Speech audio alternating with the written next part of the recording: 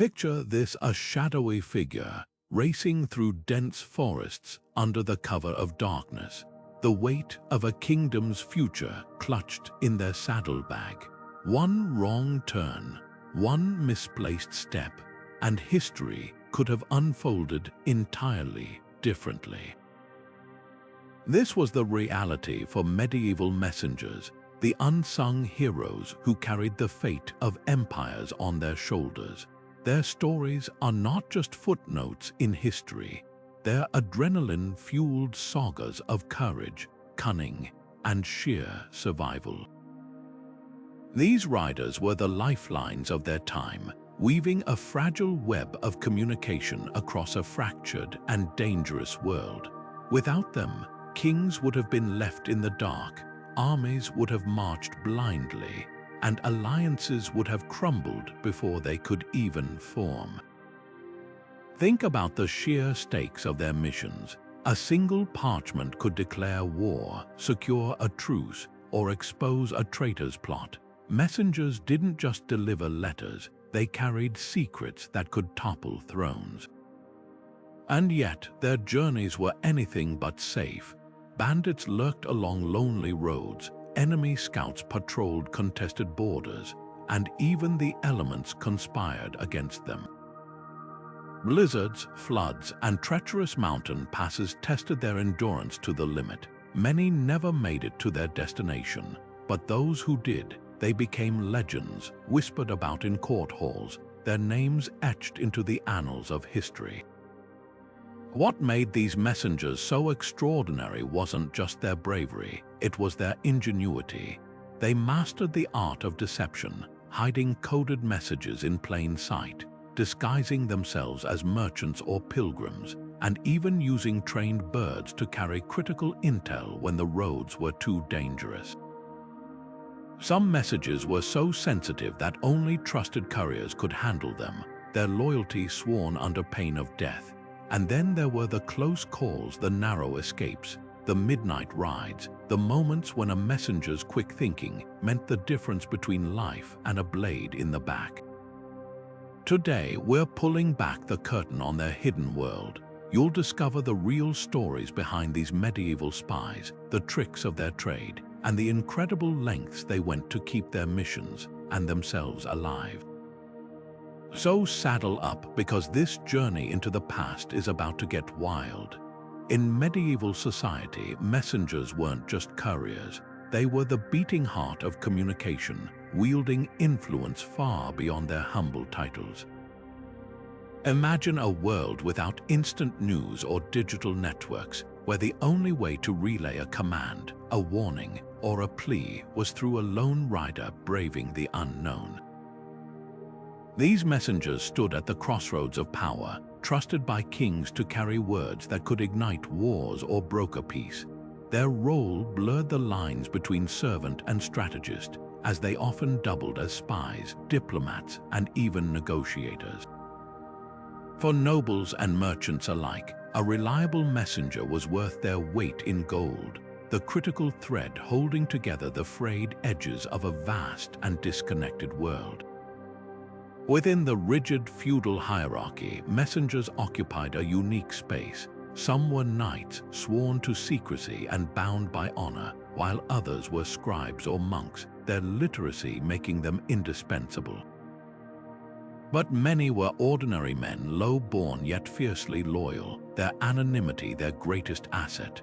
A messenger could slip through enemy lines unnoticed, their plain cloak hiding urgent scrolls or coded missives. Their work shaped the fate of nations. A delayed message might mean a missed alliance, a lost battle, or a kingdom left vulnerable to betrayal, and when they succeeded, they were rewarded with land, titles, or the rare privilege of standing in the shadow of the throne. Their duties stretched far beyond mere delivery. Royal decrees, marriage proposals, trade agreements all passed through their hands, but so did whispers of rebellion, maps of enemy fortifications, and reports from the front lines. A messenger's memory was as vital as their speed, as they often had to recite messages verbatim if written words were too risky. Some even mastered the art of oral encryption, disguising sensitive information in riddles or songs. For merchants, they were the lifeline of commerce, carrying price lists, contracts, and market updates that could make or break fortunes.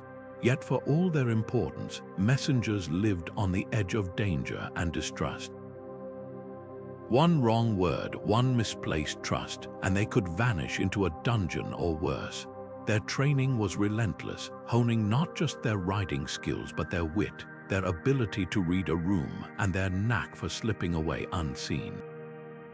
They learned to navigate by the stars, to forge alliances with innkeepers and stable hands, and to sense ambushes before they struck. Every mission was a gamble, and the best messengers played the odds like master tacticians. Behind every great ruler, there stood an army of unseen couriers, their stories etched not in grand chronicles but in the quiet turning points of history. And as we'll soon see, their preparation for these perilous journeys was as meticulous as it was brutal, a test of body, mind, and loyalty that few could endure.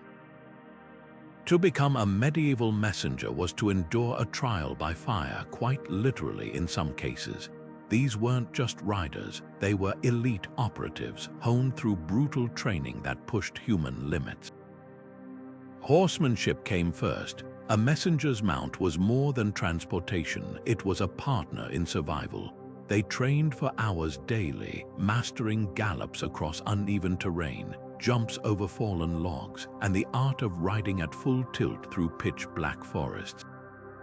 The best could switch horses mid-journey without breaking stride, a skill that often meant the difference between delivering a message and becoming a target. Endurance was equally critical. Imagine riding for days with minimal sleep, your body battered by rain, your hands raw from rains, your legs screaming in protest. Messengers learned to function through exhaustion, their minds sharp even when their bodies begged for rest. Navigation was another life-saving skill. Without maps or signposts, they relied on natural landmarks, the bend of a river, the silhouette of a distant hill, or the stars above. Some carried sundials or primitive compasses, but most trusted hard-earned intuition. A wrong turn could lead straight into an ambush or a dead-end gorge. Seasoned messengers memorized alternate routes, knowing which paths were safe in summer but deadly when winter floods turned them to quicksand. And then there was the art of blending in. Disguises were common, a merchant's cloak here, a pilgrim's badge there. The smartest couriers changed their appearance mid-route, leaving pursuers chasing a ghost. But physical prowess alone wasn't enough. A messenger's mind was their most powerful weapon. Many were trained from childhood to memorize entire speeches, treaties, or battle plans word for word. Scribes drilled them in repetition, ensuring they could recite a message flawlessly even under torture. Some courts employed living letters, messengers who carried nothing written at all, their minds the sole vault of secrets. Language skills were equally vital. In border regions, a courier might need to switch between 3 dialects before noon. Multilingual messengers commanded premium wages, especially those fluent in trade languages like Latin or Arabic. Then came the cloak and dagger tactics. Sensitive dispatches were often encrypted, using ciphers that transformed innocent-sounding phrases into deadly intelligence. A shopping list might detail troop movements. A love poem could conceal assassination plans. Some messengers wore hollow signet rings containing tiny scrolls or sewed messages into their clothing linings. Others employed drop points, hiding letters in hollow trees or beneath chapel altars for secondary couriers to retrieve.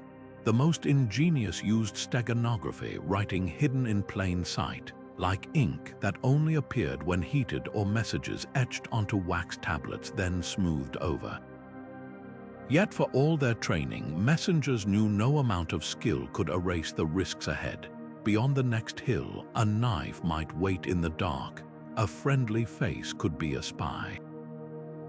Even the weather could turn ally into executioner, and as we're about to see, the perils they faced weren't just occasional hazards.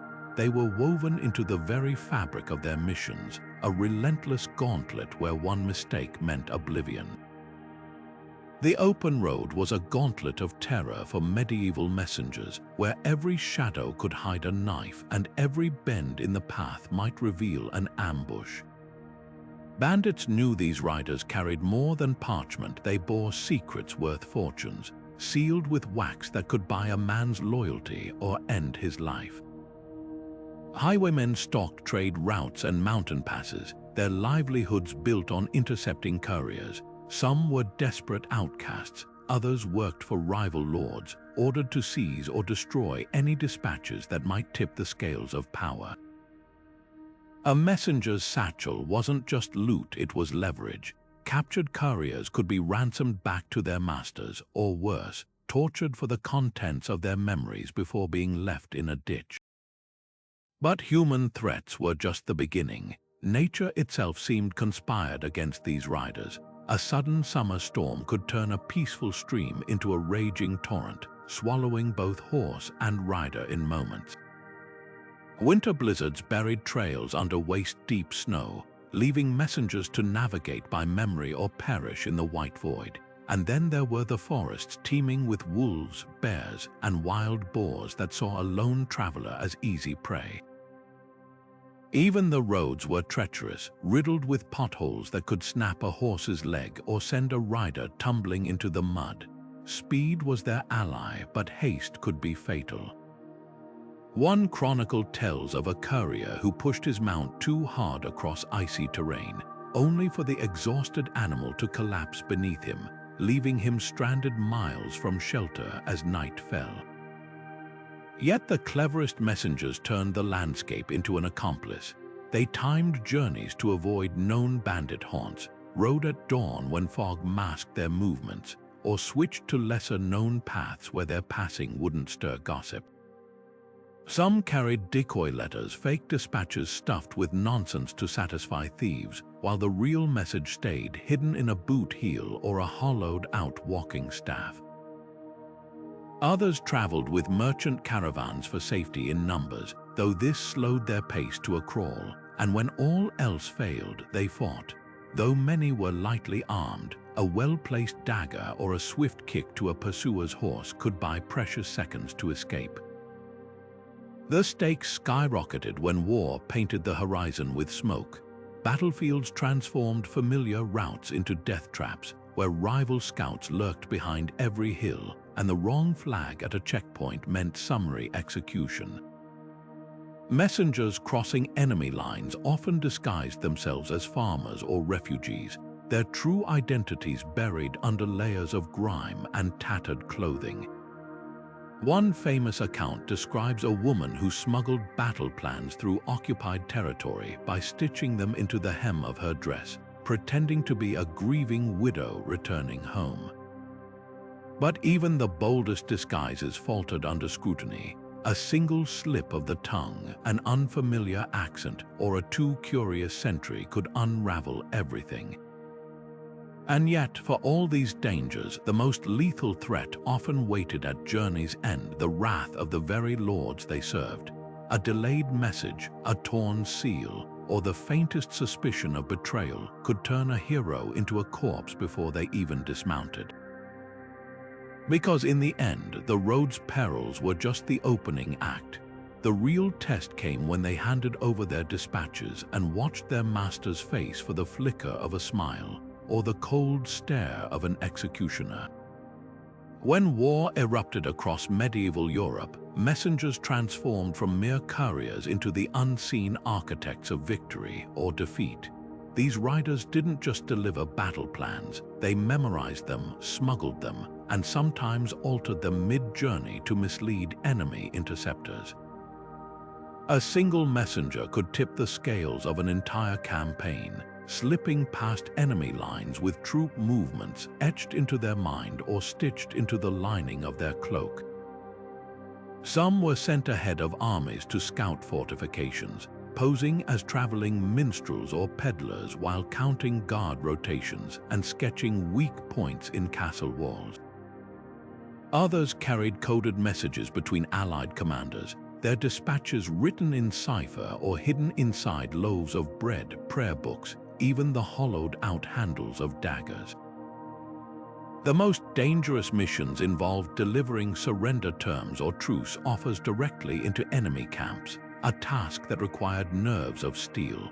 One wrong word, one misread tone, and a messenger could find themselves hanged as a spy before their message was even unsealed. Chroniclers tell of a French courier during the 100 Years' War who rode straight into an English siege camp with a plea for mercy, only to be forced to watch as his own letter was burned unread before the army executed him as a warning. Yet for every tragic end, there were tales of breathtaking audacity. A German messenger during the 30 Years' War reportedly escaped captivity by bribing guards with wine laced with sleeping draughts, then disguised himself as a laundress to slip past sentries with stolen battle plans tucked into a bundle of dirty linens. Disinformation was another deadly tool in their arsenal. Clever commanders used messengers to plant false intelligence letters deliberately, lost near enemy outposts, boasting of imaginary reinforcements or phantom supply routes. One infamous case from the Crusades saw a Muslim general send a captured Christian messenger back to his camp with forged orders that sent an entire battalion marching straight into an ambush. The best messengers knew how to play the part, letting themselves be caught with convincing lies while the real intelligence traveled via alternate routes. But the risks were unimaginable. Captured couriers faced torture to extract their secrets, from the rack to hot irons to the dreaded boot, a device that crushed legs inch by inch. Some broke under pressure, others took their knowledge to the grave. A Venetian spy messenger in the 15th century bit off his own tongue during interrogation rather than betray his city's alliance networks. Survival often hinged on preparation. Messengers carried poison rings for quick exits or memorized fake confessions to buy time. Yet even under such extremes, their ingenuity never wavered. When roads were watched, they took to rivers disguised as fishermen. When bridges were guarded, they swam their horses across icy currents under cover of night. Some even trained birds to carry tiny scrolls when human travel was impossible. Their legacy wasn't just in the messages they delivered, but in the chaos they sowed and the wars they quietly steered from the shadows. And as we'll see next, their most brilliant tricks weren't just about evasion. They rewrote the rules of medieval espionage altogether. Survival for a medieval messenger wasn't just about speed, it was about deception. These riders perfected the art of vanishing in plain sight, turning their clothing, their horses, even their very bodies into tools of subterfuge. A humble pilgrim's cloak could hide a satchel of royal decrees. A merchant's wagon might conceal compartments stuffed with coded letters. Some messengers sewed secret pockets into their tunics or boots, while others hollowed out walking staves or prayer books to stash dispatches. One particularly daring tactic involved wax-coated messages swallowed in emergencies to be retrieved later, though few volunteers relished that particular job. Disguises were more than costumes, they were lifelines. A courier might start a journey as a wool trader, switch to a monk's robe at a midway monastery, and finish as a wounded soldier limping through city gates. The smartest altered their appearance mid-route, shaving beards, staining their skin with walnut juice, or adopting limps to throw off pursuers. Women messengers, often overlooked in a male-dominated world, used their societal invisibility to their advantage, hiding letters in braided hair or the folds of children's swaddling clothes.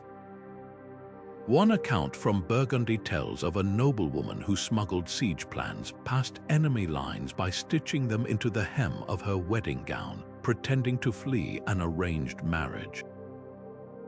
Decoys were another masterstroke. wealthy lords often sent multiple riders along diverging routes, forcing enemies to guess which one carried the real message. Some couriers traveled with a dummy, scrolls innocuous letters meant to be accidentally dropped or seized, while the true dispatch stayed hidden. One particularly cunning tactic involved training birds. If a messenger sensed danger, they'd release a pigeon with a fake note tied to its leg, sending hunters on a wild chase while the rider slipped away unnoticed. Memory was the ultimate failsafe. Critical messages were often memorized verbatim, with a written copy burned or eaten at the first sign of trouble. These human archives could recite entire treaties or battle plans days later, their minds sharper than any parchment. Some courts even employed blind messengers, couriers, who'd have their letters read aloud to them, then destroy the originals, making them immune to searches. A famous example comes from Venice, where a spy recalled 17 pages of encrypted naval movements after being captured, reciting them flawlessly under torture without revealing the cipher. Safe houses dotted the medieval landscape like a secret network. Trusted inns, monasteries, and even brothels offered shelter, fresh horses, and crucially discreet ears. Monastic scribes might copy a damaged letter before a courier pressed onward. Blacksmiths could forge new seals if old ones were broken. Some tavern keepers specialized in messenger work, their establishments doubling as intelligence hubs where a whispered password unlocked hidden cellars or escape tunnels. The best safe houses kept no written records, their owners' loyalty bought with gold or the quiet threat of retaliation. But the true masters of evasion were those who turned their enemies' expectations against them. A French courier during the Albigensian Crusade avoided capture by posing as a leper complete with a rotting-smelling paste and a clattering bell, scaring off would-be interceptors. Another, serving the Holy Roman Empire, disguised himself as a corpse in a funeral procession, lying motionless in a coffin while vital military orders lay tucked beneath his shroud. The creativity was endless, the stakes unimaginable, and as history shows, the most legendary messengers didn't just deliver letters, they rewrote the rules of the game entirely. Their names might not dominate history books, but a few became whispered legends, figures whose daring exploits set the standard for every courier who followed. From Mongol horse relays that outpaced the wind to the shadowy agents of Byzantium who turned espionage into an art form, these were the individuals who proved that sometimes the pen and the person carrying it really was mightier than the sword. Some messengers didn't just deliver history, they shaped it with their bare hands. Take the nameless rider who galloped from Hastings in 1066, his lungs burning as he carried word of William the Conqueror's victory to London. That single message didn't just announce a battle's end, it shattered Anglo-Saxon rule and rewrote England's destiny. Or consider the Mongol Empire's Yam couriers, a network of horseback relays so efficient they could cross 6,000 miles in weeks, their tireless riders fueling Genghis Khan's domination of continents. These weren't just men with letters, they were the invisible threads stitching empires together. Then there were the unsung heroes whose cunning defied the odds. History remembers Elena of Aquitaine's political genius, but few know of the washerwoman who smuggled her secret pleas for rebellion against Henry II, stitching coded messages into laundry delivered to rebellious barons. During the Siege of Orleans, a teenage girl disguised as a peasant carried vital troop movements past English sentries in a basket of rotten apples, the stench so foul guards waved her through without inspection. And who could forget the Byzantine spy messenger who posed as a deaf-mute for 3 years to infiltrate a rival court, his innocence letting him overhear and memorize every whispered conspiracy. But no discussion of legendary couriers is complete without Marco Polo's shadow runners. While the explorer himself gained fame, it was his team of multilingual messengers who truly connected East and West. These men navigated bandit-ridden Silk Road passes with hollowed-out staffs full of encrypted trade routes, their knowledge of monsoon winds and passport bribes making Venetian commerce thrive. One particularly daring courier, known only as Lorenzo of the Black Hat, reportedly escaped capture by Tartar warriors by releasing a bag of live scorpions into his pursuer's path, a trick he'd learned from Persian caravan guards. What set these figures apart wasn't just bravery, it was their mastery of secrecy. The best messengers treated every word, every gesture as potential code. Byzantine agents used lemon juice ink that appeared only when heated, while Crusader knights sent messages scratched onto rabbit skin parchment, roll it tight, and the writing vanished until stretched again.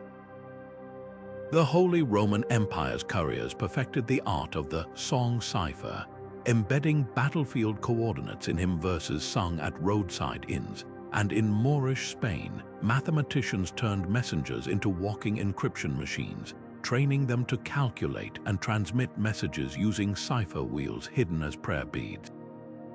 Behind every empire's rise, every war's turning point, stood these unacknowledged operatives, their deeds often erased to protect the secrets they carried.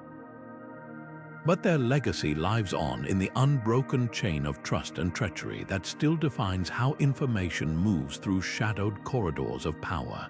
And as we'll see, the tools they forged didn't just serve kings, they laid the groundwork for the spycraft that shapes our world today. The world of medieval cryptography was a shadowy dance of ink and ingenuity where every message carried layers of hidden meaning. Wax seals weren't just for show, they were the first line of defense. Nobles and spies would press their signet rings into warm wax, creating unique impressions that acted like medieval tamper-proof tape.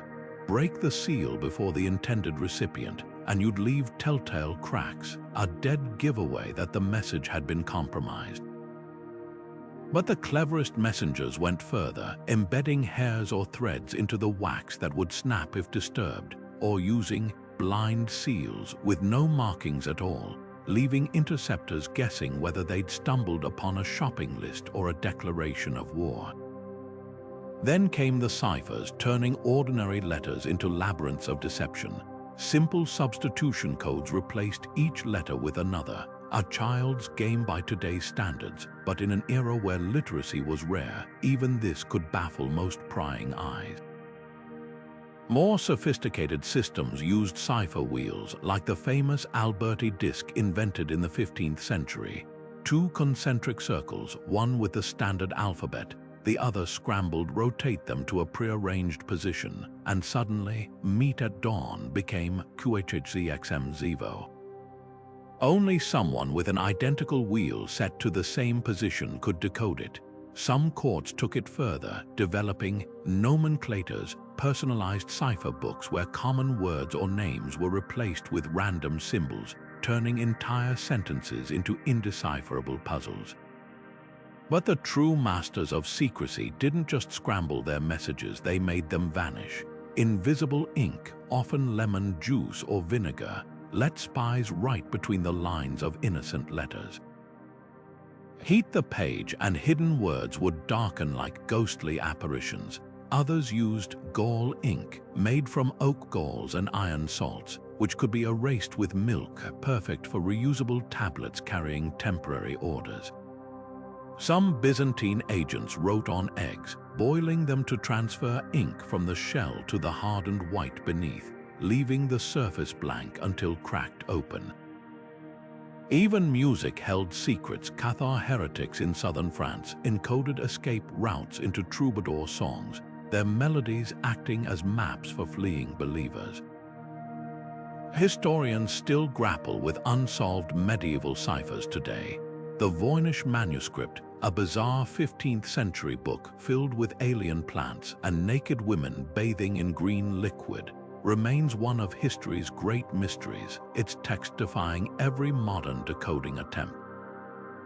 Then there's the Zodiac Killer style cipher used by the Duke of Burgundy's spies, which took 500 years to crack, revealing mundane grocery lists alongside assassination plots. Even religious texts weren't safe. Monks occasionally hid subversive political rants in illuminated manuscripts. They're decorative swirls containing tiny, heretical phrases visible only under magnification. This obsession with secrecy wasn't just paranoia, it was survival. In an age where information was power, controlling its flow meant controlling kingdoms. And as we'll see next, the Church wielded this power with particular brilliance, turning cathedrals into switchboards and pilgrimages into cover for continent-spanning intelligence networks. Because when heaven and earth hung in the balance, even divine messages needed a disguise. Monasteries were the nerve centers of medieval communication, their scriptoriums buzzing with the scratch of quills as monks meticulously copied everything from royal decrees to ancient philosophy. These quiet cloisters doubled as Europe's first post offices, their ink-stained scribes acting as both archivists and couriers for empires. Papal messengers, known as cursors, crisscrossed Christendom with sealed bulls and interdictions, their routes stretching from Rome's cobbled streets to the misty abbeys of Ireland. A single monk could spend weeks transcribing a letter meant for a distant bishop, each stroke of his pen a thread in the vast tapestry of church power. And because monasteries were considered sacred ground, their messengers often traveled unmolested, their robes offering a shield even armed riders envied. But the Church's reach went deeper than parchment. Benedictine abbeys functioned like relay stations, their locations strategically spaced a day's ride apart. A messenger could depart Cluny at dawn, swap horses at Vézelay by noon, and reach Pontigny before nightfall, fresh monks taking over at each stop like a holy baton race.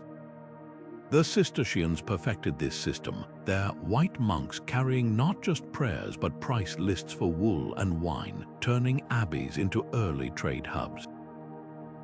Some monasteries even kept encrypted ledgers of noble debts and alliances, their libraries holding secrets that could make or break kingdoms. The real genius lay in their preservation of knowledge. While wars erased entire archives, monks salvaged crumbling scrolls, recopying Aristotle's logic and Galen's medicine alongside grocery lists. Irish monks like those at Clonmacnoise became legendary for their illuminated manuscripts, books so precious they were chained to desks, their jeweled covers worth a lord's ransom. During Viking raids, quick-thinking scribes would stash these treasures in boggy marshes or hollowed-out altar stones, then return after the danger passed. One chronicle tells of a Breton monk who swam a flooded river with a sack of manuscripts tied to his back, saving texts that later revived legal traditions across France. Yet for all their spiritual authority, even monasteries couldn't keep pace with Europe's growing hunger for information. Enter the merchants traveling not for God but for gold. Their caravans became the next evolution in messaging, carrying gossip from Venetian docks to Flanders markets faster than any papal envoy. A silk trader might casually pass a banker's note to a spice dealer in Constantinople, unwittingly sparking a loan that funded a king's war. Unlike monks, these men spoke the language of profit, their networks stretching beyond Christendom into the bustling souks of Damascus and the smoky tea houses of Samarkand.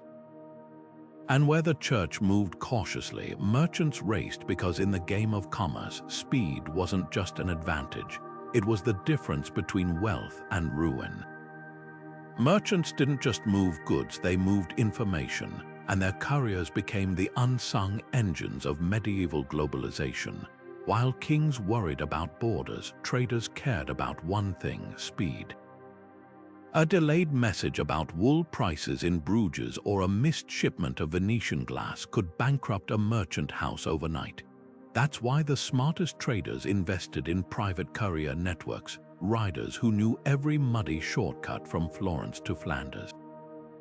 The Hanseatic League, that powerhouse of Northern European commerce, didn't just dominate trade. They built a messaging system so efficient it put royal post to shame. Their couriers raced between Lubeck, Novgorod, and London with standardized ledgers strapped to their saddles, carrying not just invoices but weather reports, pirate sightings, and even tips on which customs officials could be bribed with Baltic amber. What set merchant messengers apart was their brutal pragmatism. Unlike royal envoys who traveled with pomp, these riders dressed for anonymity, their cloaks stained with travel and their pouches stuffed with interchangeable seals to authenticate documents if questioned. Hansa couriers followed strict rules: no stopping for bandits, no drinking before dusk, and absolute silence about cargo manifests. Some merchant leagues even issued bonded leather satchels with triple stitching. Tamper with one, and the damage would scream "thief" to the recipient. Speed was measured in coins. Miss a tide in Hamburg because your rider dallied at an alehouse, and you dock his pay for every hour the ship waited. But the real genius lay in how these couriers greased the wheels of deal-making. A Lombard banker might send a coded offer to buy English wool before his rivals even heard the spring clip was sheared. Geno's spice traders relied on messengers to renegotiate prices mid-voyage. One surviving letter from 1423 shows a captain frantically scribbling new terms as his ship bobbed in Rhodes harbor, then paying a fisherman to row it ashore for immediate dispatch. And when deals went sour, couriers became makeshift lawyers, delivering threats of blacklisting or promises of arbitration sealed with wax as hard as the merchant's resolve.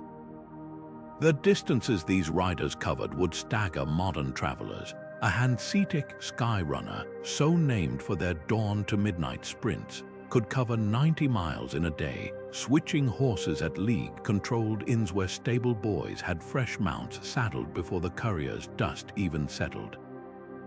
Their endurance became legend. One Dutch rider reportedly collapsed at Antwerp's gates after a non-stop ride from Cologne, his last words whispering the latest herring prices before he died. Others carried vials of stimulants, everything from distilled coffee to crushed peppercorns under the tongue, to stave off sleep during emergencies. Yet for all their speed, merchant messengers faced a unique nightmare: accountability. Kings might forgive a delayed treaty, but a miscalculated cargo list could spark lawsuits lasting generations. That's why the smartest couriers trained as amateur accountants, able to spot errors in weight conversions or currency exchanges before they spark disasters. Some Venetian riders carried miniature abbaci, recalculating invoices en route to ensure no decimal point went astray. Others memorized exchange rates like poetry, their minds becoming living ledgers that no highwayman could steal. This relentless drive for precision and speed didn't just enrich merchants, it reshaped Europe's very landscape. Trading hubs rose or fell based on courier routes, with towns paying bribes to be included in a league's relay system. And as we're about to see, the demands of these commercial sprinters would soon push messengers beyond human limits into a world where only the fastest and most reckless survived. A messenger's life was measured in miles, each one harder earned than the last. While ordinary travelers might cover 15 miles a day at a leisurely pace, royal couriers pushed their bodies and horses to the brink, routinely hitting 60 miles or more in a single grueling stretch. The difference lay in their ruthless efficiency. Where pilgrims stopped to pray and merchants haggled at toll bridges, messengers rode like the wind itself was chasing them. Fresh horses waited at prearranged relay stations, allowing them to swap mounts without losing momentum. Some royal posts even kept stables stocked with Arabian or Barbary breed swift, tough animals that could outpace local nags by half again. But speed came at a cost. Chroniclers wrote of riders arriving at castles with their thighs raw from saddles, their lips cracked from days without proper rest, their eyes glazed from staring at endless roads. The numbers recorded in medieval ledgers still astonish. During the Wars of the Roses, a Lancastrian courier reportedly rode from London to York 200 miles in under 48 hours to warn of an approaching Yorkist army. That's an average of over 4 miles every hour, day and night, through rain and mud. Even more impressive were the Alpine messengers who navigated snow-choked mountain passes, where one misstep could send horse and rider tumbling into oblivion. Venetian archives boast of a foot courier who ran 90 miles in 36 hours to deliver news of a Turkish fleet's movements, his feet wrapped in rags stuffed with moss to prevent frostbite. Then there were the Mongol yam riders, who could traverse 200 miles in a single day thanks to their network of way stations, each one stocked with hot meals, fresh horses, and even spare clothes to combat the biting steppe winds. But not all messengers relied on speed alone. Some specialized in endurance, carrying less urgent but equally vital dispatches over vast distances. Papal nuncios might take weeks to traverse the length of Italy, but they traveled with armed escorts and portable altars, turning each stop into a chance to gather intelligence from local clergy. Pilgrim messengers moved slower still, their robes stuffed with letters from homebound travelers, but their holy garb offered protection even bandits respected. And in the sprawling Hanseatic trade network, merchant couriers adopted a steady, relentless pace covering 50 miles daily for weeks on end, their saddlebags heavy with invoices and samples rather than battlefield cries. The true outliers were the emergency sprinters, men who ran themselves to the edge of collapse for messages that couldn't wait. Scottish clans employed hill runners who could traverse 50 miles of heather and rock in a single night, guided only by the stars. One legendary account from the Crusades tells of a barefoot messenger who crossed the Judean desert in 3 days without water, arriving in Jerusalem with his tongue swollen from thirst but his message sealed intact. These feats weren't just heroic, they were calculated. Every ounce of extra weight was eliminated. Lightweight boots replaced iron-shod ones. Leather flasks carried sips of vinegar-spiked water instead of heavy ale.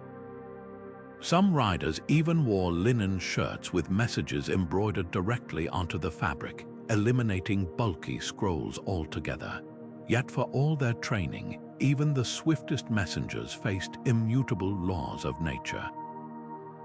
No horse could gallop endlessly without breaking down. No man could outrun a storm or a snapped saddle girth.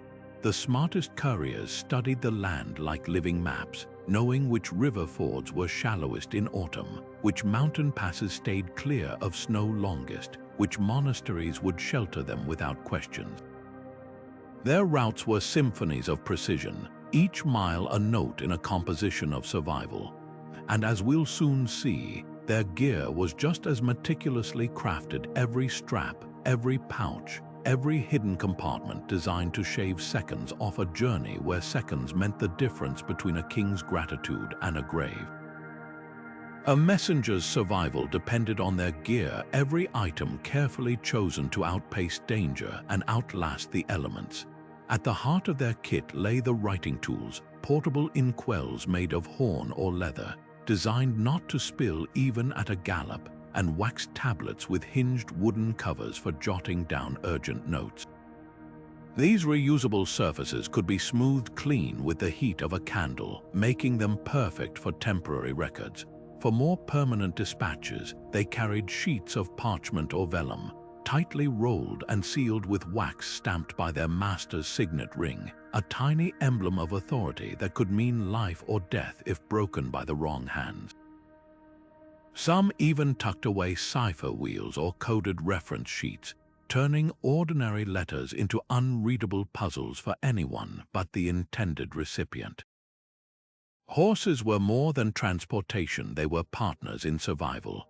messengers relied on breeds known for speed and stamina, like the nimble Arabian or the sturdy Andalusian, capable of covering grueling distances without breaking down. Wealthy lords maintained dedicated stables of coursing horses, their lineage bred for endurance and trained to respond to subtle knee commands, leaving the rider's hands free to manage documents or weapons. But even the finest mount needed backup. Smart couriers planned their routes around relay stations where fresh horses waited, swapping animals mid-journey to maintain blistering speeds. The Mongols took this further, with their yam system spacing way stations every 20 miles across the empire, a network so efficient it put modern postal services to shame. Weather could turn a routine trip into a death trap, which is why every seasoned messenger packed for the worst. Heavy wool cloaks, oiled to repel rain, doubled as blankets during freezing nights. Leather boots lined with fleece kept feet warm in snow, while wide-brimmed hats shielded against sun and downpour alike. Some riders carried compact fire-starting kits, flint and steel tucked into belt pouches to ward off hypothermia or cook makeshift meals. Navigation tools were equally vital: pocket sundials for daytime, astrolabes for starlit nights, and sometimes even magnetized needles floating in water, crude compasses guiding them through fog or unfamiliar terrain. But the most ingenious gear often hid in plain sight.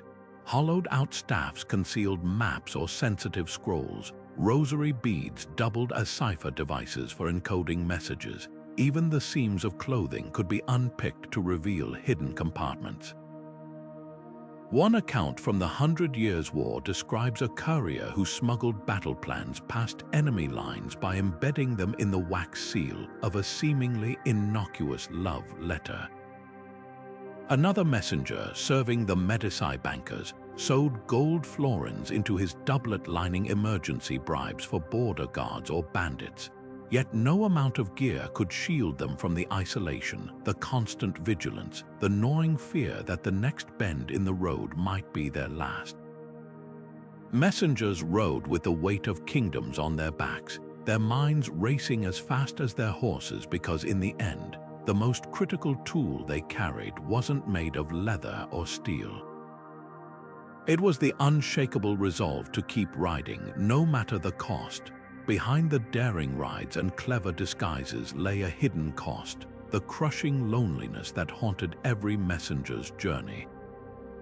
These riders spent weeks or months on the road, their only company the clatter of hooves and the whisper of the wind. No cheering crowds greeted their arrivals, no chronicles recorded their quiet despair. One 15th-century courier's diary, preserved in a Florentine archive, reads like a cry into the void. 3 nights since I've heard human speech.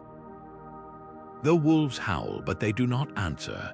Others scribbled prayers or sketched loved ones on scraps of parchment, clinging to these fragile reminders of home as they navigated foreign lands where even the stars looked unfamiliar.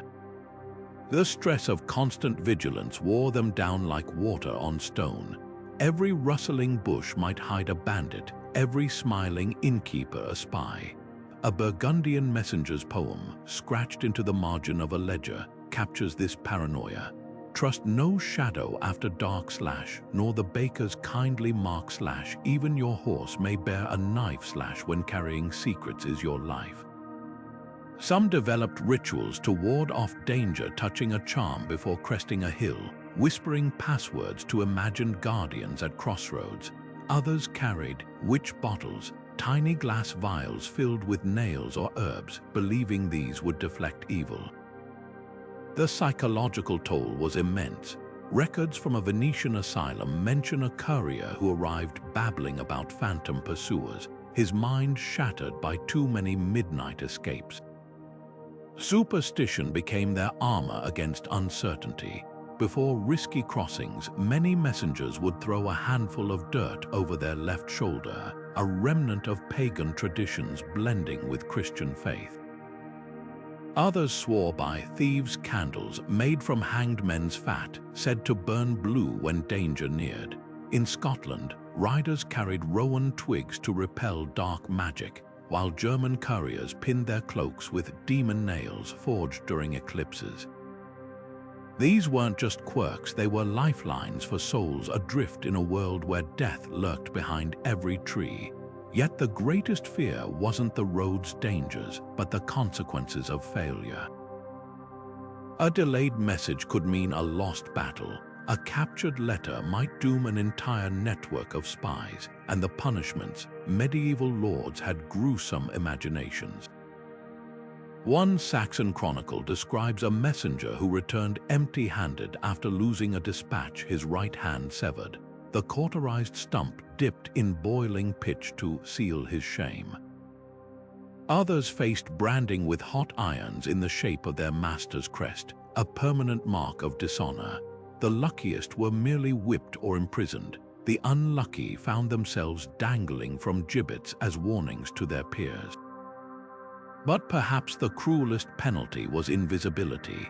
Failed messengers were erased from records, their names scraped from payrolls, their families left to wonder if they'd deserted or been swallowed by the wilderness. In an age where honor meant everything, this silent obliteration cut deeper than any blade. And as we'll see next, even success came with its own razor's edge, because in the courts of paranoid kings, the line between hero and traitor was vanishingly thin. The stakes of failure for a medieval messenger weren't just professional, they were a matter of life and limb. Kings and lords had little patience for excuses. A delayed message could mean a lost battle, a betrayed ally, or a kingdom left defenseless. The punishment often fit the perceived crime with brutal precision. Records from the English court of Edward III show a messenger being publicly flogged for arriving a single day late with news of a Scottish border raid. His back lashed 40 times, one stroke for each mile he'd allegedly dawdled. In Byzantium, failed couriers faced demotion to the dredges of the Imperial Navy, rowing warships until their hands bled as a reminder of their lapse. But these were the lenient sentences. Intercepted messages invited even harsher penalties. A French courier during the 100 Years' War was found with forged dispatches meant to mislead the English, his punishment. Being sealed alive inside the walls of a castle under construction, his muffled screams a warning to others. The Mongols took a more direct approach. Any rider caught with a broken seal was executed on the spot, his head displayed along the postal route as a grisly deterrent. Even suspicion of betrayal could be deadly. A Spanish messenger under Ferdinand and Isabella was thrown from a tower after being accused without evidence of peeking at a letter about the Inquisition's targets. Yet some messengers clawed back redemption through sheer audacity. After losing a critical scroll during a river crossing, a German courier named Klaus of Aachen tracked the satchel downstream for 2 days, fought off thieves to recover it, then ran the last 30 miles barefoot to deliver the sodden but intact message. His reward, a knighthood and a parcel of land. Another, a Hungarian woman disguised as a monk, was captured by Ottoman soldiers but escaped by setting fire to their camp, stealing a horse, and completing her mission with singed robes and a tale that became court legend. These weren't just survivors, they were alchemists, turning disaster into prestige through acts of calculated recklessness. Women messengers faced a double-edged sword, greater scrutiny, but also unexpected advantages. Their societal invisibility let them slip through checkpoints where men would be searched, yet failure often carried disproportionate shame. Joan of Arc's infamous letter to the English was carried by a teenage girl who, when captured, was dismissed as a pawn rather than executed, only to later smuggle out secret pleas for help sewn into her smock. This tension between vulnerability and cunning sets the stage for a deeper truth. In the shadows of history, gender wasn't a barrier. It was a weapon wielded with precision by those the world underestimated. Women messengers moved through medieval society like ghosts, unseen but indispensable.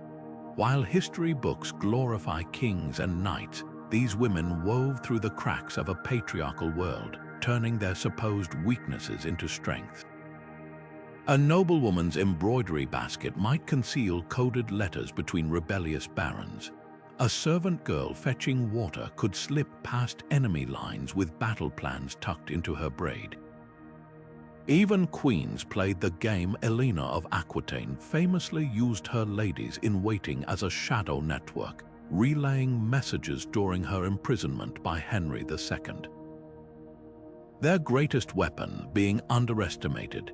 Take the siege of Château-Gaillard in 1204, where a laundress named Mathilde ferried pleas for reinforcements through French lines by stitching them into the seams of dirty linen.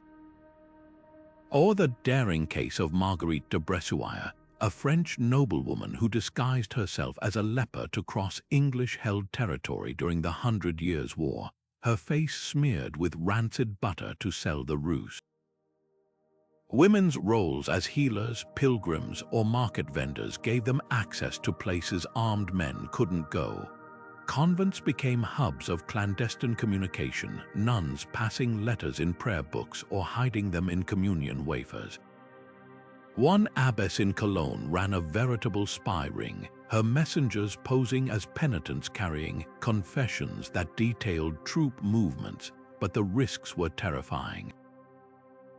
A woman caught carrying treasonous correspondence faced far worse than execution. Her reputation was shredded first. Accusations of witchcraft or promiscuity often preceded torture.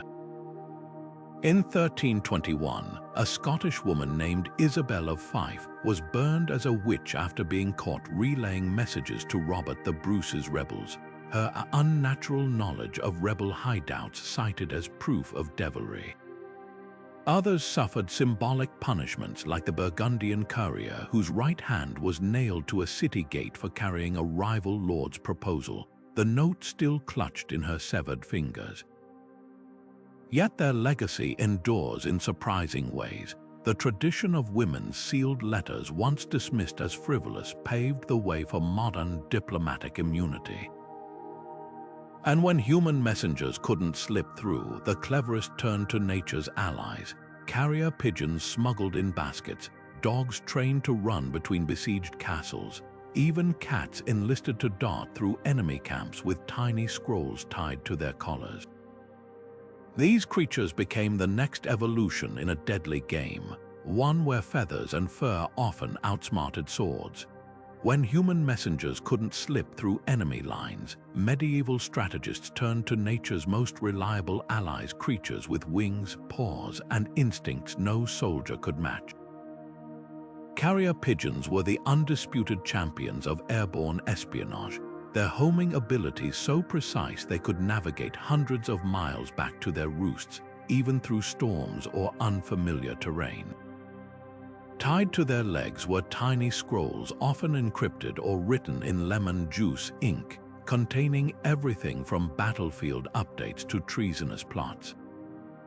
During the Siege of Paris in 885, Viking raiders reportedly intercepted a pigeon carrying pleas for reinforcements, only to send back a forged message luring the defenders into a trap. But the birds weren't easily fooled.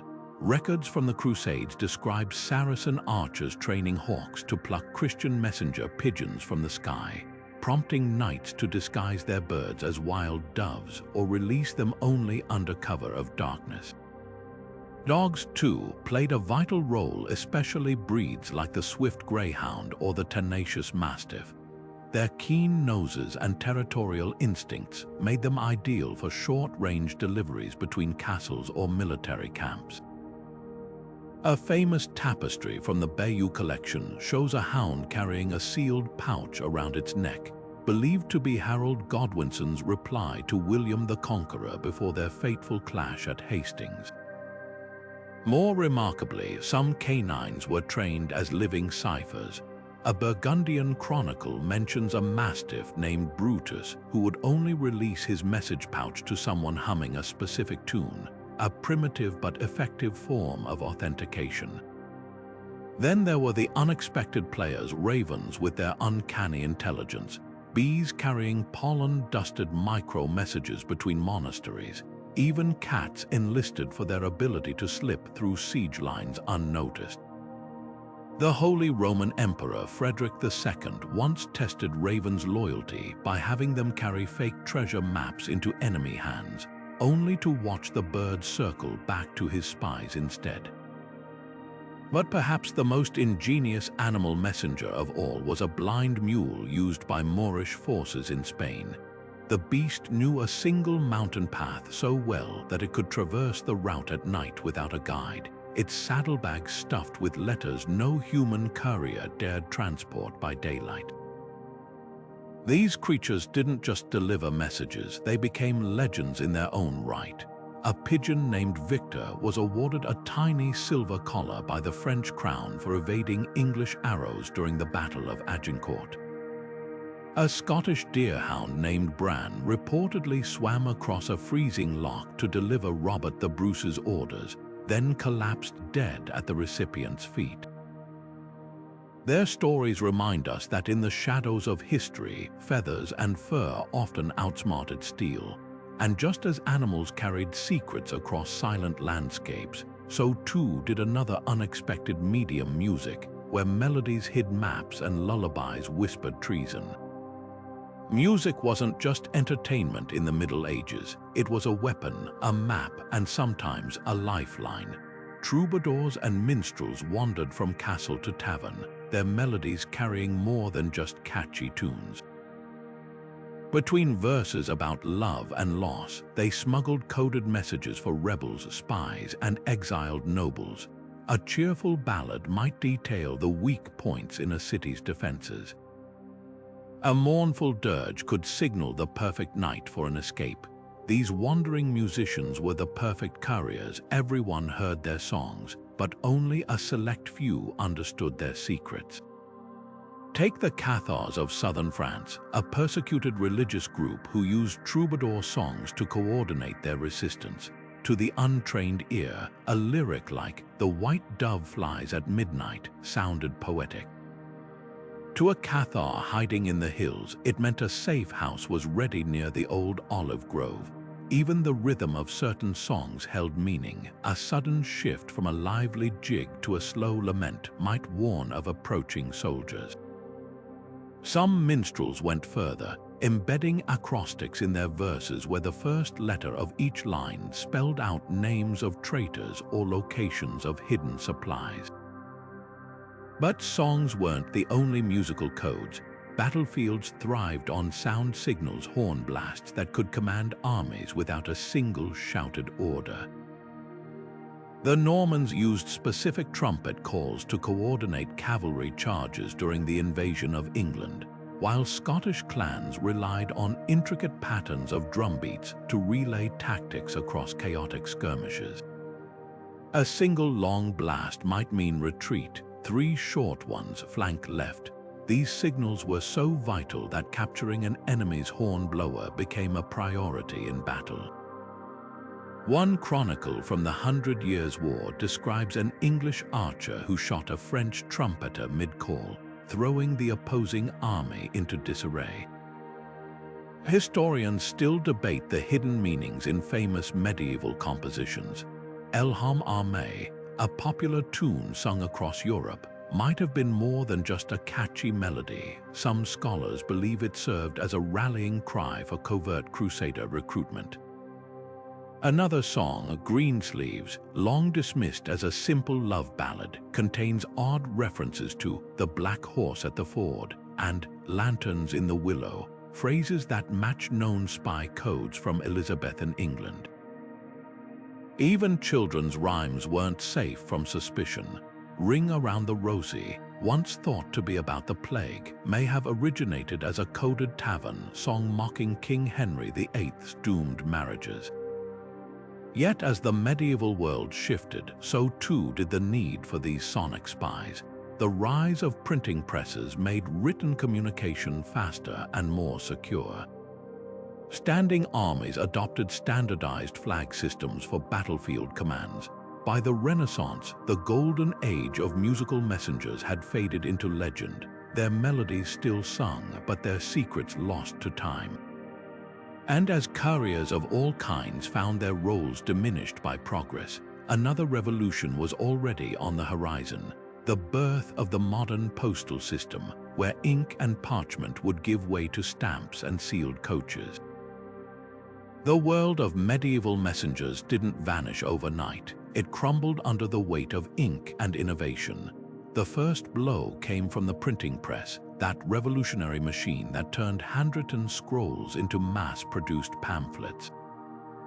Suddenly, a single proclamation could be copied 100 times and distributed across a kingdom without relying on exhausted riders.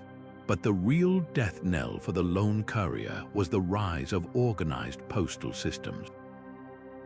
In 1580, Emperor Maximilian I of the Holy Roman Empire established the Thurn-und-Taxis family as Europe's first official postal dynasty. Their network of relay stations and standardized rates made private messengers look like relics. Why pay a fortune for one risky rider when a letter could travel safely by scheduled coach? Universities and growing bureaucracies accelerated the change. Where once kings relied on trusted envoys to negotiate treaties, now clerks drafted endless duplicates, filed in triplicate, and sent via predictable routes. The Hanseatic League's merchant couriers, once the fastest link between Baltic ports, found themselves outpaced by sailing ships carrying entire crates of correspondence. Even the Church's once mighty messenger network faltered as literacy spread, and laymen began reading and writing their own letters, the final insult. The humble postage stamp, invented in 1840, which made communication so cheap and accessible that the very idea of a professional messenger seemed quaint. Yet their legacy lingers in the shadows. Modern spies still use variations of medieval dead drops and cipher techniques. The CIA's infamous microdot technology, shrinking whole pages into specks hidden in punctuation marks, echoes the wax-sealed scrolls swallowed by desperate couriers. Diplomatic pouches today enjoy the same sacred status as royal dispatches once did, immune to search under international law. Even the concept of plausible deniability traces back to messengers who memorized orders, then burned the originals. But perhaps their greatest impact lives on in myth.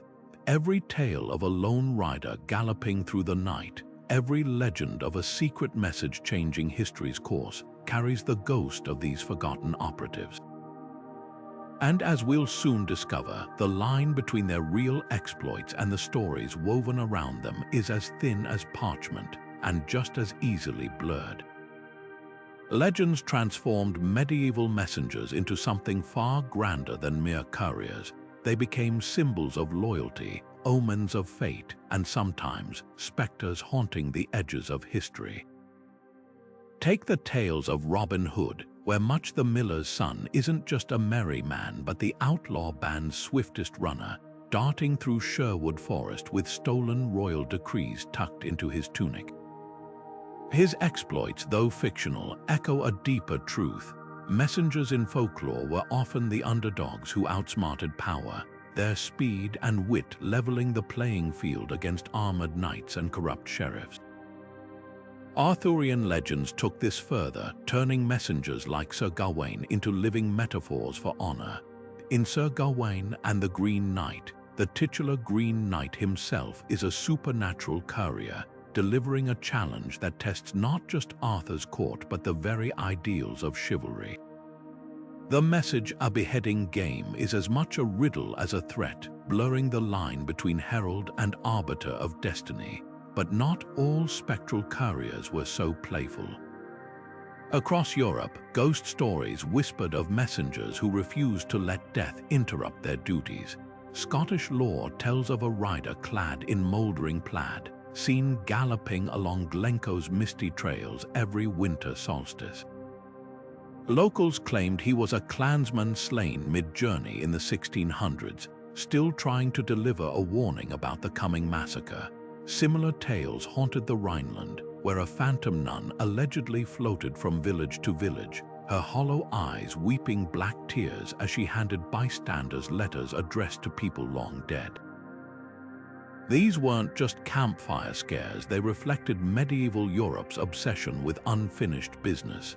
A message undelivered in life became a curse in death, binding the courier's soul to eternal repetition. Even the natural world got entangled in these myths.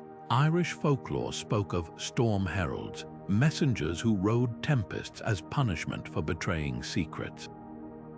One ballad describes a noblewoman's servant transformed into a crow after peeking at a love letter, now doomed to shriek warnings whenever storms approached. Slavic tales warned of Poronaik, stillborn children reborn as winged couriers for the underworld, their tiny hands clutching scrolls inscribed with the names of those slated to die.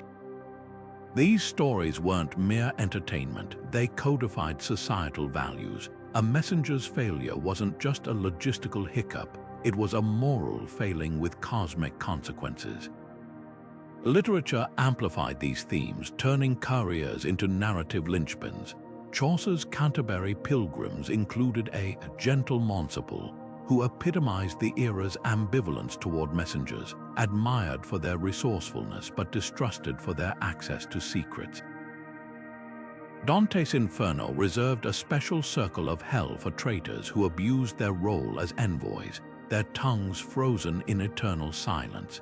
Even Shakespeare wove messengers into pivotal moments, like the ill-fated bearer of Macbeth's letter, whose unwitting delivery sets a tragedy in motion. Yet for all their mythic grandeur, these stories pale beside the tangible traces left by real messengers. Archaeologists have unearthed their tools, wax tablets gnawed by teeth marks from nervous couriers, rusted bells that once warned travelers to make way for royal post, even the preserved hoofprints of relay horses on ancient Roman roads. Each discovery peels back another layer of legend, revealing the flesh and blood individuals who inspired the tales. And as we'll see next, their physical legacy from buried satchels to skeletal remains holds clues to a reality far stranger than fiction. Buried beneath layers of dirt and time, the physical remnants of medieval messengers whisper secrets no parchment could fully capture. In the ruins of a 14th century postal relay station near Burgundy, archaeologists uncovered a trove of wax seals, each one a tiny masterpiece of craftsmanship, bearing the unique marks of lords, merchants, and even popes. One seal, cracked but still vivid, shows the imprint of a signet ring with a raven motif, likely belonging to a courier for the Counts of Flanders. Nearby lay a rusted messenger's badge, a tin disc stamped with a galloping horse, its edges worn smooth from years of rubbing against a cloak.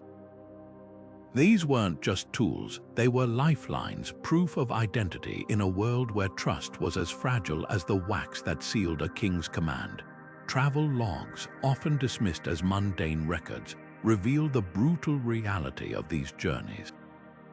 A ledger from a 15th century Hanseatic merchant house details a courier's expenses: 2 pence for horse ointment, 4 for a torn saddle girth, 12 for bribing a river ferryman.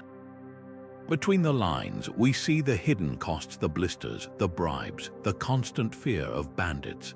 Another discovery in Catalonia included a waterlogged satchel with a parchment still legible after 6 centuries, a scribbled warning about armed men near the pass, likely the last words its carrier ever read.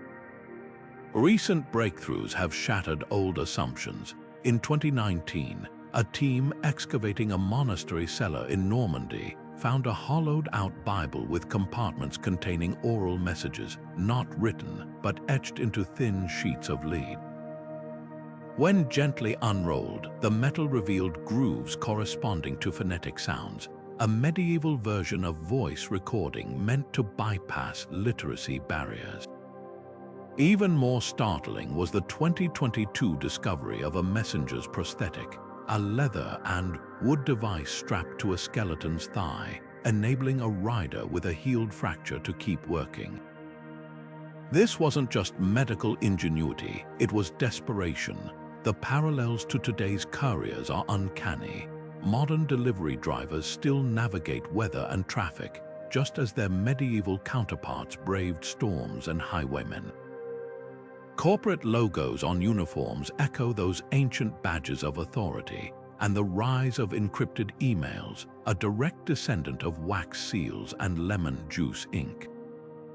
The tools have changed, but the stakes, the trust placed in those who move information remain as high as ever. The echoes of medieval messengers pulse through our modern world in ways we rarely notice, from the language we use to the systems we take for granted. Consider the humble postal service, its very structure a direct descendant of those early relay networks. The Mongol Empire's yam stations, spaced a day's ride apart, mirror today's sorting facilities and distribution hubs. Even the word post harks back to the Latin positus, meaning placed, referencing the fixed stations where riders exchanged horses, but the parallels run deeper than logistics. Modern journalism owes its urgency to those breathless couriers who raced to be first with news of battles or treaties.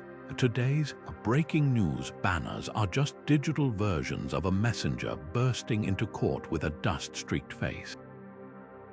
Language itself preserves their legacy. Courier font on your computer, named for the clean, monospaced letters designed to resemble typewritten dispatches. Dispatch, a term now used for everything from emergency services to corporate memos, comes from the Old French dispatcher, meaning to send off in haste. Even the phrase, "don't shoot the messenger," survives as a cultural shorthand for blaming the bearer of bad news, a plea first etched into history by Greek historian Plutarch, recounting a Persian courier's fate. Their most enduring gift, though, lies in the art of secrecy. Medieval steganography, hiding messages in plain sight, evolved into modern encryption. The wax seals that once guarded royal correspondence find their counterpart in digital signatures and blockchain verification. Those cipher wheels used by Renaissance spies, they're the ancestors of today's algorithms protecting your bank transactions. Even the concept of a dead drop, where agents leave information for later retrieval, traces straight back to hollow tree trunks and chapel altars where messengers hid scrolls. Yet for all their ingenuity, these riders grappled with dilemmas we still face. Was it ethical to deliver a message that might start a war? Could they alter a dispatch to save lives, even if it meant betraying their oath? These questions haunt modern couriers of information, whistleblowers, journalists, even AI developers, proving that while the tools have changed, the weight of carrying truth remains as heavy as ever. And as we'll see next, the choices they made in those shadowed moments didn't just shape messages, they shaped morality itself. For a medieval messenger, loyalty wasn't just a virtue, it was a noose that could tighten with every mile. These riders faced impossible choices: deliver a message that might doom thousands, or alter it and risk execution for treason. Consider the harrowing case of Pietro of Siena, a courier serving the Medici in 1453. Captured by Milanese soldiers while carrying orders to assassinate a rival banker, he was given a brutal ultimatum: reveal the plot and earn freedom, or stay silent and face the rack. Pietro chose a third path. He fabricated an entirely new message, convincing his captors the Medici planned to forgive their enemy. The resulting truce lasted 6 months before the truth emerged, but by then, war had been averted, and Pietro had vanished into obscurity, his deception rewriting history without a single sword drawn. Not all messengers wrestled with guilt, some saw opportunity in chaos. During the Wars of the Roses, a canny rider named Edmund Darrow switched sides 3 times between Lancaster and York, selling fabricated intelligence to both camps. His most audacious stunt involved intercepting his own dispatch to Yorkist commanders, adding false details about Lancastrian troop numbers, then accidentally letting it be recaptured. The resulting Yorkist overconfidence led to their disastrous defeat at Ferrabridge in 1461. Darrow's reward, a pension from the victorious Earl of Warwick, who never realized he'd been manipulated. The stakes grew even higher when messengers became pawns in royal succession dramas. In 1587, Spanish courier Rodrigo Alvarez was caught smuggling letters supporting a plot to replace Elizabeth I with Mary, Queen of Scots. Facing torture in the Tower of London, Alvarez performed a masterstroke, he confessed, but only to the least damaging parts of the conspiracy, buying time for his allies to destroy incriminating evidence. His partial betrayal saved 12 lives while costing him only his right hand, severed as punishment. The letters he did reveal still triggered Mary's execution, proving how one courier's calculated sacrifice could tilt empires. Some dilemmas played out in silence. Jewish messengers navigating Christian and Muslim territories during the Reconquista often carried dual sets of letters, one for show, another hidden. When confronted at checkpoints, they'd surrender the decoy, but their true loyalty was to communities rather than kings. A recently discovered cache in Toledo contained a Hebrew prayer book with tiny battle plans inked between the lines, likely smuggled by a courier pretending illiteracy when searched. These unsung operatives understood that survival sometimes meant serving a higher cause than any single master. The most haunting choices involved self-sacrifice. Norse sagas tell of a skald named Arnkell who, when captured with a message warning of an impending raid, sang the words aloud but in reverse order, rendering them nonsense. His execution bought his village enough time to flee, turning his last breath into a cipher. Similarly, Byzantine chronicles mention a eunuch messenger who swallowed poisoned wine offered by a suspicious emperor to prove his loyalty, dying in agony to protect the innocent recipient of his letter. These weren't just personal crises, they were moral lightning strikes that illuminated the fragile nature of truth itself. A forged signature here, a omitted sentence there, and thrones could topple. Which makes you wonder, what other world-altering lies might still be buried in the archives, their couriers long turned to dust? Speaking of unbelievable dispatches, history preserved some so bizarre they defy explanation. History's archives are littered with messages so bizarre they make modern spam emails look tame. Take King Henry III of England's frantic plea to his sheriffs in 1252, not for gold or troops, but for a pet polar bear. The monarch had been gifted the creature by Norway's king, and his handwritten demand for a sturdy muzzle and chain long enough to let it swim in the Thames still survives, complete with sketches of the proposed aquatic leash. Then there's the infamous cheese ultimatum from the Bishop of Winchester to a local abbey, threatening excommunication unless they delivered an annual tribute of 20 wheels of finest double Gloucester. These weren't whims, they were power plays disguised as eccentricities, proving even the mightiest rulers had their quirks. Some dispatches turned survival into dark comedy. During the Great Famine of 1315, a Scottish nobleman trapped by snowdrifts resorted to writing his will on the only parchment available, the skin of a dead sheep. The document, now preserved in Edinburgh's archives, still bears faint wool patterns between the lines. Equally macabre was the Venetian spy who smuggled naval plans inside a hollowed-out leg of prosciutto, counting on guards' appetites to overlook the meat's suspicious weight. Food proved a popular hiding place. A French troubadour's love letter was discovered centuries later, baked into a loaf of bread, the dough's yeast preserving the parchment like a medieval time capsule. prize for strangeness might go to the Singing Letter of Castile. In 1489, Queen Isabella received a musical scroll from a Moorish diplomat, innocent sheet music at first glance. But when sung to a specific melody, the note's duration spelled out Arabic battle coordinates in a cipher based on rhythmic patterns. The Queen's choirmaster, trained in Moorish musical theory, decoded it just in time to thwart an ambush.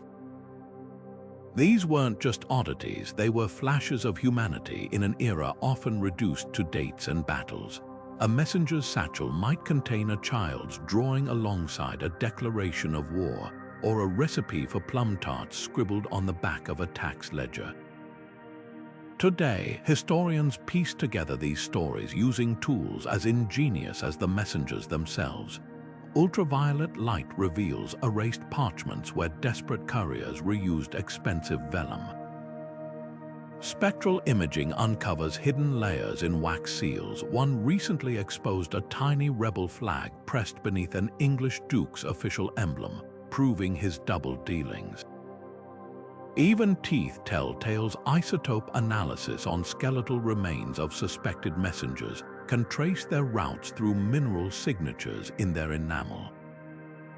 Each discovery peels back another layer of deception, showing us that for every straightforward royal decree, there were 100 secrets whispering beneath the surface. Peering into the past requires more than dusty scrolls and guesswork. Modern historians wield tools that would make medieval messengers gasp in awe. Take something as simple as a broken wax seal. To the untrained eye, it's just a lump of hardened resin, but under spectral imaging, that seal becomes a treasure map. Hidden fingerprints emerge, revealing whether a king pressed his own signet ring or delegated the task to a scribe. Chemical analysis can trace the wax's origin to a specific region, exposing forged dispatches meant to mislead enemies. One breakthrough study even identified traces of saffron in a 15th century papal seal, proof that desperate couriers sometimes added expensive spices to keep wax pliable in freezing mountain passes. Then there are the messages hiding in plain sight. Faded ink on ancient parchment might look irretrievably lost, but multispectral imaging, a technique that captures light wavelengths beyond human vision, can resurrect ghostly texts. Researchers at Cambridge recently uncovered an erased shopping list on the back of a royal decree from Aquitaine, revealing that the same vellum had been reused by a thrifty clerk. Other teams use X-ray fluorescence to detect iron gall ink beneath layers of dirt or paint, exposing everything from doodles to damning postscripts. A letter from a Spanish queen to her general, once dismissed as routine correspondence, was found to contain tiny pinpricks beneath certain letters, a cipher system previously thought to be a 19th century invention. Reconstructing messenger routes feels like detective work without a crime scene. Historians cross-reference weather records, toll receipts, and even horse skeletons, analyzing tooth wear to determine how far and fast animals traveled. The bend of a river in a medieval map might explain why a courier's journey took 3 days instead of 2, while plague outbreak records reveal why certain routes were suddenly abandoned. Archaeologists in the Alps recently uncovered a network of cairn-stacked stones marking paths through blizzard-prone passes that match descriptions in a long-dismissed Swiss courier's memoir. But separating fact from legend is where things get thorny.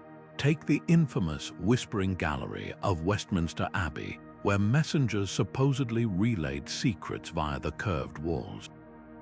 Acoustic tests proved the effect exists, but court records show it was more likely used for eavesdropping than secure communication. Similarly, the Blood Eagle cipher attributed to Viking messengers, a gruesome code carved into animal bones, was debunked as a Victorian hoax after DNA testing revealed modern tool marks. Even beloved tales like Robin Hood's Messenger, much the miller's son, crumble under scrutiny. Tax rolls from Nottingham show no miller's sons fitting his description, suggesting the character was pure folklore. The real magic happens when technology and tradition collide. A team in Avignon is using AI to simulate thousands of potential messenger routes based on terrain and medieval travel times, revealing previously unknown shortcuts that explain bafflingly fast deliveries mentioned in chronicles. Meanwhile, linguists are training algorithms to detect regional dialects in copied letters, uncovering which court scribes might have altered messages before sealing them. These aren't just academic exercises, they're reshaping our understanding of how information moved and who controlled its flow. Yet for every mystery solved, a dozen more taunt researchers from the shadows. Why did the Byzantines encode messages in seemingly random embroidery patterns? How did Mongol riders navigate featureless steppes without compasses? And what secrets still lurk in the Vatican's famed Secretum archives, where uncatalogued dispatches gather dust? The answers may lie in technologies not yet invented, waiting to peel back another layer of this endlessly fascinating puzzle. Because when it comes to medieval messengers, the truth is often stranger and smarter than the legends they inspired. The medieval messenger's legacy isn't carved in grand statues or celebrated in epic poems. It's woven into the silent fabric of history itself. These riders, runners, and covert operatives were the lifeblood of an era where information moved at the speed of a galloping horse, and every scrap of parchment could alter the fate of nations. They weren't just couriers, they were diplomats without titles, spies without aliases, and often martyrs without graves. Their courage echoes in the modern world every time a letter arrives, a news alert pings, or a secret is whispered across borders. The systems they built, relay networks, encryption, dead drops, still underpin how we communicate today, proving that the real infrastructure of civilization isn't just roads or bridges, but trust and the relentless pursuit of connection. Think of the sheer audacity it took to ride alone through bandit-infested forests, or the creativity of hiding a war plan in a loaf of bread. These messengers didn't just risk their lives, they outsmarted the chaos of their time with nothing but wit and will.